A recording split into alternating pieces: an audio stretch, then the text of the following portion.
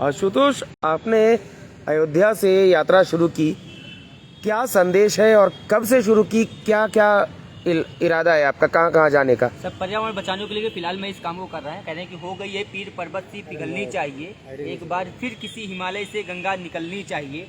सिर्फ हंगामा फैलाना मेरा मकसद नहीं, मेरी कोशिश है ये सूरत बदलनी चाहिए। मेरे सीने में न सही तेरे सीने में सही, लगी हो आग कहीं भी ये आग लगनी चाहिए। हम सब की मिलके कोशिश है दोस्तों, ये सूरत बदलनी चाहिए, ये सूरत बदलनी चाहिए। सर जो पर्यावरण की जो ये धूमिल सी जो आज छाया है, उसको बदलने के लिए, प्रकृति में नई जान डालने के लिए, नई विश्वास डालने के लिए मैं आज देश को समर्पित करके अपने आप को मैं पदयात्रा कर रहा हूँ, जिस को लेके युवाओं को बताया जा रहा है कि बेटा सबसे पहले अगर हमें कुछ बचाना है, अपने जीवन को बचाना है, तो हमें प्रकृति बचानी पड़ेगी, क्योंकि प्रकृति एक ऐसी चीज है जिसके बगैर हम अपने जीवन की कल्पना भी नहीं कर सकते। उसको लेकर मैं 21 राज्यों की पदयात्रा कर रहा हूँ। 4 दिसंबर 2022 को मैंने अपनी यात्रा अयोध्या शुरू करी। उसके पहले मैं 7 साल से शिक्षा के क्षेत्र में काम कर रहा था। 4 महीने पहले मैंने अपनी नौकरी रिजाइन करी और रिजाइन करने के बाद अब मैं समाज को लेके कहीं ना कहीं निकला हूँ, जिसमें मैं 2100 किलोमीटर चल चुका हूँ। सबसे पहले जो मेरी यात्रा शुरू हुई अयोध्या से, अयोध्या से पहुंचा मथुरा। उसके पीछे का यही रीजन था कि त्रेता युग से निकल के द्वापर युग में जाऊंगा,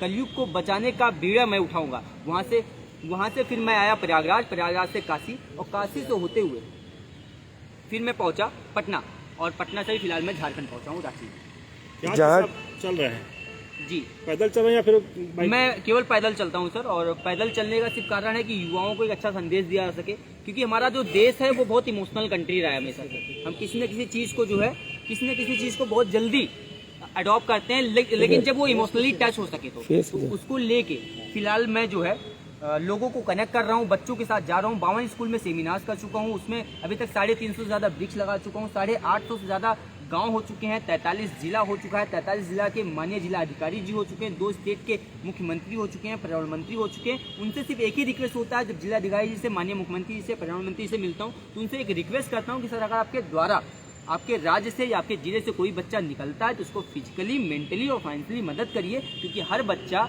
अपनी नौकरी रिजाइन करके समाज का नेतृत्व करने नहीं निकलेगा। और क्यों निकले, एक भी बहुत बड़ा सवाल बनता है, क्योंकि अगर आप उसको अप्रिशिएट नहीं करेंगे, मेंटली उसको सपोर्ट नहीं देंगे, तो फिर समाज का नेतृत्व क्यों करेगा, ये भी बहुत बड़ा सवाल बनता है। इतने दिनों में सरकार से और समाज से कितना सहयोग और कितना जोश आपको मिला है? समाज से तो सर बहुत मिला है, सरकार से फिलहाल अभी तक निराशा हाथ आई है। जो मिलना चाहिए वो उम्मीद से कहीं मतलब बहुत दूर है, अभी कहीं मतलब मिलने में, इवन वो मुझसे मिलते तक नहीं है सही से। एक बहुत बड़ी प्रॉब्लम तो ये है कि आप मुझसे मिल ले और मेरी पीठ आकर थपथपा दे, आशुतोष वेल डन यार, you can do it everything. तो मुझे लगता है कि मैं आग लगाने के लिए अकेले काफ़ी हूँ, लेकिन वो इतना भी नहीं बोलते, अप्रिशिएट भी नहीं करते। वो थोड़ी सी तकलीफ कहीं ना कहीं रहती है, इसलिए मैंने चंद लाइनें लिखी थी कुछ अभी आते वक्त, उसको मैं पढ़ना चाहूँगा, और शायद समाज में जो कुछ लोग हैं उनके लिए ये रहेगा।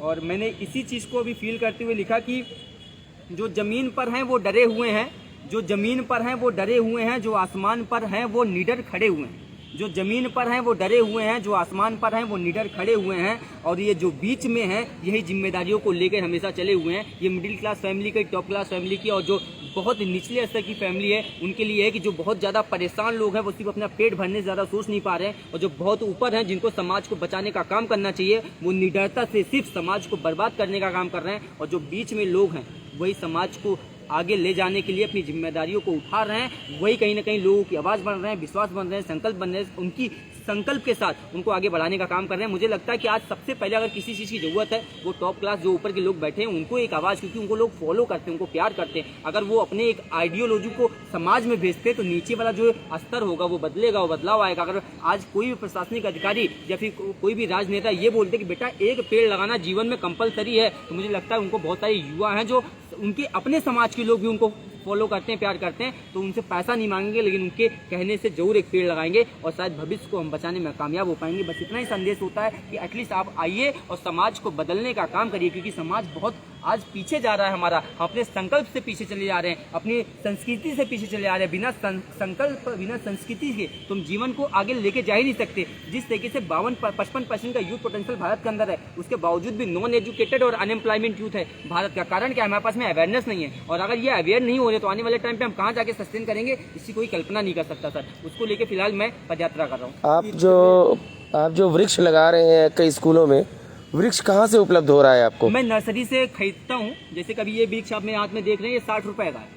तो इसी तरीके से जब भी मैं पहुंचता हूं तो 50 रुपये, 60 रुपये, 30 रुपये का एवरेज मुझे वृक्ष पड़ता है। और वो 10,000 वृक्षारोपण मैं खुद के पैसे से कर रहा हूँ। 21 राज्यों में जाऊंगा, जिसमें यूपी, बिहार, झारखंड, छत्तीसगढ़, उड़ीसा, आंध्र प्रदेश, कर्नाटका, तेलंगाना, गोवा, महाराष्ट्र, गुजरात, मध्य प्रदेश, राजस्थान, दिल्ली, हरियाणा, पंजाब, कश्मीर, लद्दाख, हिमाचल प्रदेश, उत्तराखंड, उत्तर प्रदेश आऊँगा 2024 में। इसमें 1000 इस राज्यों के अंदर 1000 स्कूल के अंदर मैं सेमिनार करूँगा और 10,000 वृक्षारोपण मैं खुद के पैसे से करूँगा। 10 लाख वृक्षों को लगवाने के लिए लोगों से मैं बोल रहा हूँ कि आइए, मेरी आवाज़ बनिए, मेरे साथ पेड़ लगाइए। बच्चों से रिक्वेस्ट कर रहा हूँ, बेटा अपने जीवन में एटलीस्ट 10 पेड़ आप लगाइए, जिसकी वजह से कम आने वाले समाज को हम बचाने में कामयाब हो पाएँ। और भारत की शिक्षा व्यवस्था में सर मैंने सिर्फ एक बदलाव के लिए मैंने आवाज़ उठाई है कि भारत की शिक्षा व्यवस्था में जिस तरीके से सभी चीज़ें कंपलसरी की गई, उसी तरीके से इसमें एक प्रोजेक्ट सबमिट करने के टाइम बच्चों को वृक्ष, जब स्कूल का सेशन शुरू होता है तब उनको एक वृक्ष दिया जाए और जब प्रोजेक्ट सबमिट होने लगे तो उसकी फोटो लाके बच्चा दिखाए। और क्लास 1 से लेकर क्लास 12 तक अगर हम 12 साल तक उसके जीवन में कंपलसरी कर दें तो उसका जीवन कहीं ना कहीं प्रकृति से जुड़ जाएगा और वो अपने मार्क्स को मेंटेन करने के लिए पेड़ को बेहतर बनाएगा, बचाएगा, जिसकी वजह से उसका जीवन काल उससे जुड़ जाएगा। और हर साल हर स्टेट में कम से कम 50 से 60 लाख, उत्तर प्रदेश से सरकार में प्रदेश में हम 3 करोड़ से ज़्यादा पेड़ हर साल लगाने में कामयाब हो पाएंगे और शायद हम अपने घर को, अपने समाज को, अपने देश को, अपने प्रदेश को बचाने में कामयाब हो पाएंगे। इतनी कम उम्र में ऐसी सोच आई कैसे? सर मुझे लगता है कि सोच सब में है, हर कोई गलत सही, सबको पता है कि मुझे ऑक्सीजन से ही मैं जिंदा हूँ, उसके बगैर तो जिंदा हो ही नहीं सकता। लेकिन बस यही है कि कोई जान के भी मूर्ख बन के बैठा हुआ है, ये समाज की सबसे बड़ी भूल है। और ये मेरे में नहीं, आप में भी है कि ऑक्सीजन से मैं जिंदा हूँ। जो 5 साल का बच्चा है उससे पूछा जाए बेटा किस लिए जिंदा हो या किस वजह से जिंदा हो, तो बोलेगा कि मैं ऑक्सीजन मेरे पास में है इसलिए मैं जिंदा हूँ, पानी मिल रहा है इसलिए जिंदा हूँ, खाने के लिए मिल रहा है इसलिए जिंदा हूँ। तो मुझे लगता है अवेयरनेस तो सभी में, बस कोई इम्प्लीमेंट कर पाता और आज सबको इम्प्लीमेंट करने की जरूरत है। मेरे जैसे हजार आस्तोष को समाज में निकलना पड़ेगा और हजार आस्तोष को इसलिए यात्रा करनी पड़ेगी ताकि समाज में अवेयरनेस आए और जिसकी वजह से समाज में एक बदलाव लाया जा सके। प्रकृति घर वाले की कैसी सपोर्ट है? पहले तो थोड़ी सी निराशाजनक थी, लेकिन फिर बाद में बहुत अप्रिशिएट किया उन्होंने। आज मेरे घर वाले मेरे इस काम को लेकर प्राउडली फील करते हैं, उनको लगता है कि मेरा बेटा कुछ समाज के लिए और देश के लिए बेहतर कर रहा है। किस सीएम से मुलाकात हुई है अभी? माननीय मुख्यमंत्री जी से मुलाकात हुई, तेजस्वी यादव जी से, पर्यावरण मंत्री तेजस्वी प्रताप यादव जी से, और विधान परिषद के जो स्पीकर हैं माननीय देवचंद्र ठाकुर जी बिहार के, उनसे मुलाकात हुई और बाकी जिलाधिकारी से मुलाकात। बाकी 2024 में माननीय मुख्यमंत्री जी हमारे जो योगी जी हैं, मैं उनको बहुत प्यार करता हूँ स्पेशली क्योंकि मुझे बहुत प्यारे लगते हैं, तो मैं उनसे मिलूंगा। लेकिन 2024 में, क्योंकि जब अपने मुख्यमंत्री साहब मिलने पहुंचे तो बहुत सारे डाटा और बहुत सारी नॉलेज, क्योंकि आप उनके सामने पहुंचे तो बहुत सारी चीज़ उनके सामने बोलने के लिए। आपका जो चलते हैं पैदल, ठहराव कितने दूरी पे करते हैं और जहाँ भी ठहरते हैं सब जगह तो आपको व्यवस्था नहीं मिलती होगी? उत्तर प्रदेश और बिहार की बात करें सर तो वहाँ पे 30 किलोमीटर का मेरा डिस्टेंस हुआ करता था। लेकिन जब मैं झारखंड आया हूँ, क्योंकि यहाँ पे थोड़ा सा जंगल भी है, तो कभी 40 किलोमीटर भी चला हूँ तो कभी 42 किलोमीटर भी चला हूँ और कभी 30 किलोमीटर चला हूँ। तो इस तरीके का थोड़ा सा रेशियो रहता है। कुछ जो मेरा है वो तो 30 के साथ में ही चल रहा है, 30 किलोमीटर मैं एवरेज कवर करता रहता। आपके साथ भी कोई है? नहीं, मैं अकेले हूँ सर। आप जैसे ये सब जो चल रहे हैं और ये सब जो कर रहे हैं, तो ये आपका जो सारी चीज़ आपका मेंटेन जो होना चाहिए एक युवा का, वो कैसे आप कर रहे हैं? मैंने जो भी अर्न किया था सब इसमें लगा था। मेरा टोटल जो बजट है वो 2 साल का वो 7.5 लाख के आसपास का है। कि इतना बजट लेके मैं फिलहाल चल रहा हूँ, उसमें एक भी रुपया खर्च ना हो या पूरा खर्च हो जाए मैटर नहीं करता, लेकिन मेरा इतना बजट है कि मैं इतना पैसा लेके इस बजट के साथ में मैं फिलहाल निकला हूँ कि मुझे इतना पैसा हो सकता है खर्च हो जाए। और जो भी खर्च होता है वो अपनी जेब से करता हूँ। बहुत सारे लोग हैं जो समाज के लोग मुझे बहुत प्यार करते हैं, मैं उनको धन्यवाद देता हूँ, क्योंकि सर आस्तोष में इतनी ताकत नहीं थी कि पैसे के बदौलत पद यात्रा कर ले। क्योंकि पैसा आपके जीवन में 5% काम आता है, समाज आपके लिए अगर खड़ा हो गया तो आपको बहुत बेहतर और आपके रास्ते को आसान करता है। मुझे लगता है कि मैं यहाँ पर इसलिए खड़ा हूँ, वहाँ पे पैसा नहीं काम आ रहा था, वहाँ पे समाज मेरा काम। आप कई जिलों से गुजरेंगे, कई राज्यों से गुजरेंगे, बीच में कहीं नक्सलवाद प्रभावित इलाके भी होंगे, तो ऐसे में अकेले गुजरना खतरनाक नहीं लग रहा? मुझे लगता है सर डर के आगे जीत है, और वो भी इंसान है, उनको पता है कि आस्तोष मुझे देने के लिए कुछ निकला, मुझसे लेने के लिए कुछ निकला ही नहीं है। मैं तो सबको कुछ देने के लिए निकला हूँ। मैं एक पेड़ लगाता हूँ, मैं नहीं कहता हूँ आप मुस्लिम हो तो 5 किलो ऑक्सीजन लेना, हिंदू हो तो 10 किलो लेना, सिख हो तो 4 किलो लेना, ईसाई हो तो 7 किलो लेना। मैं लगाता हूँ, मैं कहता हूँ भैया सब बराबर से लेना, चाहे आप नक्सलवाद हो, चाहे आप इंसान हो, चाहे आप प्रशासनिक अधिकारी हो, चाहे आप पॉलिटिशियन हो, चाहे आप क्रिकेटर हो, चाहे आप एक्टर हो, कुछ भी हो, मेरे लिए तो सब समान हो। क्योंकि मैं न किसी को बड़ा मानता हूँ ना किसी को छोटा मानता हूँ, सब मेरे लिए मेरे भाई हैं, सब मेरे लिए मेरे पिता के समान है, सब मेरी बहनें हैं, सब मेरी माताएं हैं। तो चाहे वो कोई भी शब्द वाली हो सकती है, बट वो मेरे लिए फिलहाल इंसान के रूप में मैं उनको बड़ी इज्जत करता हूँ। इसके बाद ये फतह हासिल करने के बाद क्या आपका अगर फिर यही मेरी तो सर लड़ाई पूरे जीवन को इसी के लिए है। 2035 तक इसका 1% का रेवोल्यूशन आएगा जो मैं आज काम कर रहा हूँ।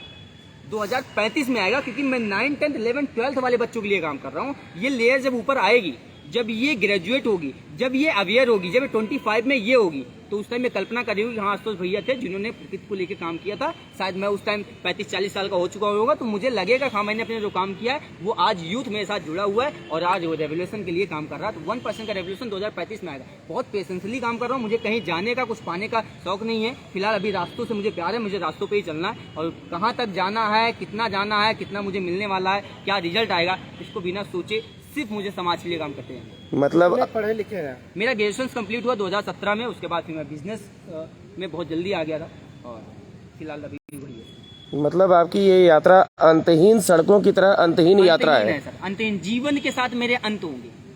मेरे जीवन में जब मैं अपना बोल सकता हूँ कि आखिरी सांस में होऊंगा, तो उस दिन शायद मेरी अगर कोई पूछेगा आपकी आखिरी इच्छा क्या है, तो मैं बोलूंगा एक पीपल का पेड़ लगा दो, क्योंकि मेरे जीवन की सबसे परिचय दे दीजिए।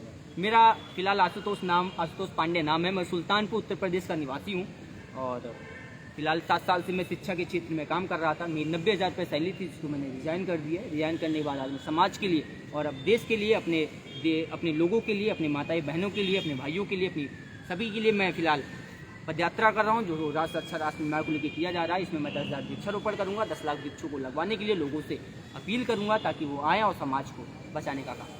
धन्यवाद। Thank you so much. रुको रुको रुको